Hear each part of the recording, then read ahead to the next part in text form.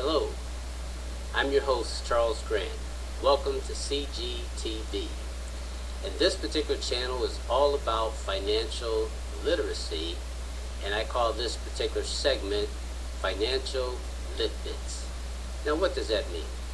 Well, that's a little term that I coined, which stands for little bits of financial literacy, which have the ability to transform your financial life. Financial Lit Bits. And my subject for today is a financial term which literally is at the foundation of your ability to produce more income, wealth if you will. And the term is leverage. Now, leverage is something that all of us use all day, every day, but most people have no financial leverage in their life. So what do we mean by leverage? Well, let me give you an illustration that will help to understand this concept of leverage. The average person buys a house with borrowed funds because most people don't have the cash to outright pay for the purchase price of a house. Therefore, they need to borrow. And the borrowed funds is a way of leveraging the purchase of the house. So instead of paying cash, the payment is made with borrowed funds, the bank's funds. So in reality, a person who purchases a house really doesn't buy it, they really finance it. And the financing is called leverage. They're able to acquire the house through borrowed funds. They leveraged the purchase. So leverage is anything that gives you the ability to do more with it than you otherwise could without it, such as the borrowed funds. Because buying that house, most people couldn't buy it if they couldn't rely upon borrowed funds. Therefore, leverage helps them to acquire the house.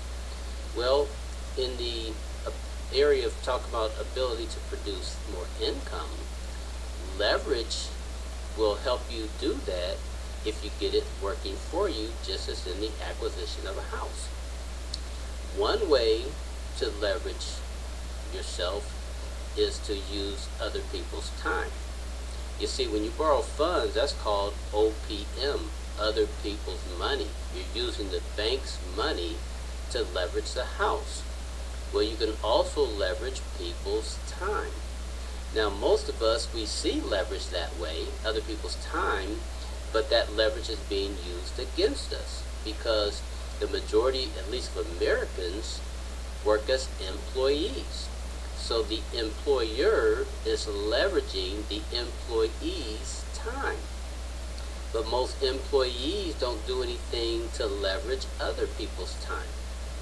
And the point I want to make today is that by using leverage to your advantage, other people's time, you can get ahead far more so than just relying upon using your own time.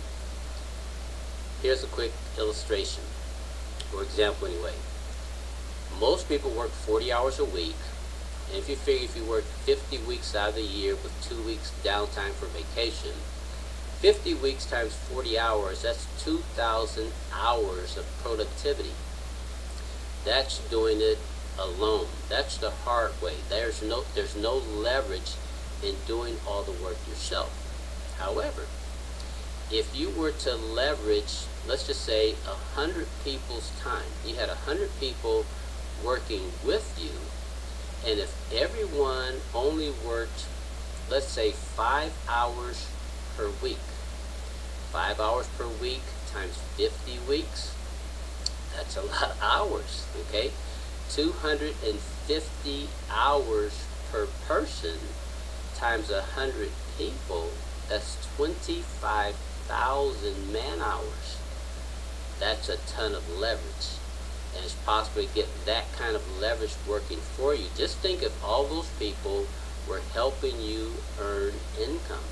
Instead of relying totally on your own 2,000 hours per year, you could be getting paid off of 25,000 hours per year. which would you prefer? So head over to my blog at myobnetwork.com. That's myobnetwork.com, because all this information is already laid out for you. You can go through the information, get the understanding, because your ability to produce more income really comes down to two things: knowing enough and doing enough. Unfortunately, most people, either they don't know enough, or they are simply unwilling to do enough. So now you know a little more about leverage than you knew before. So head over to MYOB Network, get the rest of the details, and get leverage working for you. That's it for today. So until next time, stay abundantly blessed. This is Charles Grant for CGTV, signing out.